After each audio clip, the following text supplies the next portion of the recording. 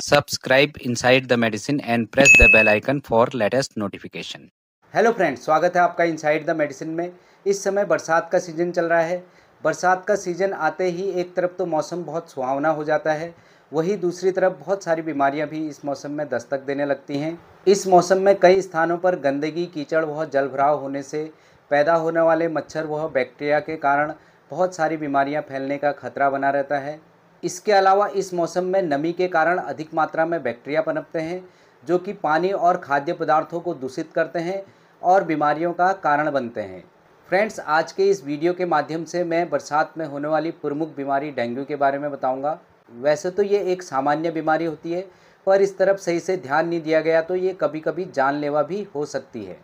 जानेंगे डेंगू क्या है, ये किस तरह से फैलता है, इसका इलाज व बचाव किस तरह से किया जा सकता है। अगर आप चैनल पर नए हैं तो प्लीज़ इनसाइड द मेडिसिन को सब्सक्राइब कीजिए और बेल आइकन के बटन को भी प्रेस कीजिए, जिससे मेरे आने वाले वीडियोज़ की नोटिफिकेशन आप तक आसानी से पहुंच सके। तो चलिए शुरू करते हैं। Friends, dengue female Aedes aegypti मच्छर द्वारा फैलने वाला एक वायरल इन्फेक्शन है, जो कि डेंगू वायरस के वजह से फैलता है। ये वायरस कभी भी हमारे अंदर डायरेक्टली नहीं आता है, इसको फीमेल एडिस एजिप्टी मच्छर कैरी करती है। जब भी ये फीमेल एडिस एजिप्टी मच्छर किसी ऐसे व्यक्ति को काटती है जो पहले से ही डेंगू से पीड़ित हो, वहाँ से ये डेंगू वायरस को अपने स्लाइवा में कैरी करती है और फिर से ये किसी स्वस्थ व्यक्ति को काटती है तो फिर ये डेंगू वायरस को उसके शरीर में ट्रांसफ़र कर देती है। उसके बाद 3 से 5 दिनों में उस व्यक्ति में भी डेंगू के लक्षण दिखाई देने लगते हैं और व्यक्ति को तीसरे दिन से तेज़ बुखार यानी कि 104-105 डिग्री फ़ारेनहाइट तक आता है।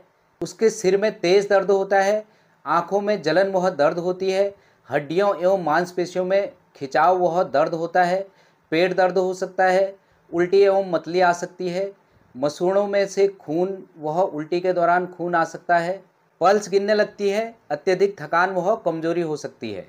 वैसे तो डेंगू फीवर 12 से 15 दिनों के भीतर डेंगू वायरस के बाहर आने से ठीक हो जाता है, लेकिन कभी कभी इस दौरान बॉडी में ज़्यादा कॉम्प्लिकेशन होने लगते हैं। अगर इनकी तरफ ध्यान नहीं दिया गया तो ये कभी कभी जानलेवा भी हो सकते हैं। फ्रेंड्स, डेंगू के कन्फर्मेशन के लिए NS1 एंटीजन, IgG एंटीबॉडी और IgM एंटीबॉडी टेस्ट किए जाते हैं। इसके अलावा प्लेटलेट काउंट जानने के लिए CBC, और चूँकि डेंगू के दौरान लीवर में भी इन्फेक्शन की संभावना रहती है, इसके लिए LFT यानी कि लीवर फंक्शन टेस्ट भी किया जाता है।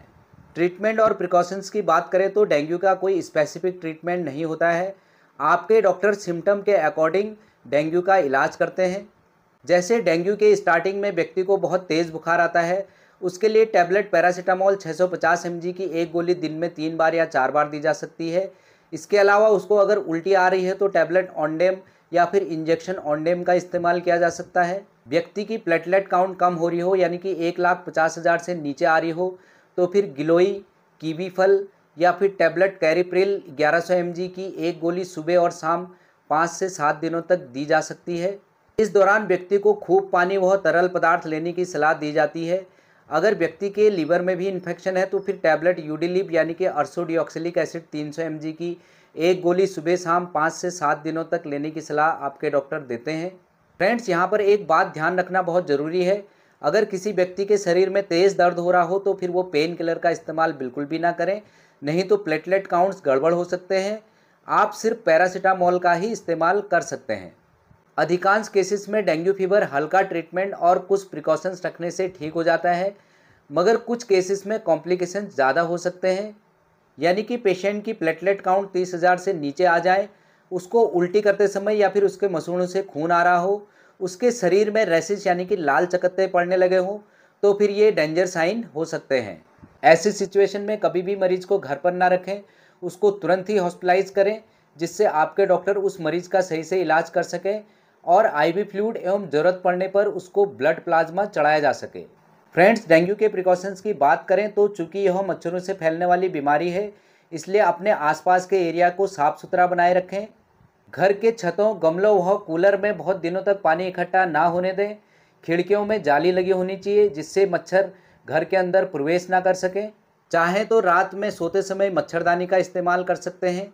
अगर आपके एरिया में बहुत ज़्यादा मच्छर हैं तो फिर मच्छरनाशक कॉयल या फिर लिक्विड का भी इस्तेमाल कर सकते हैं।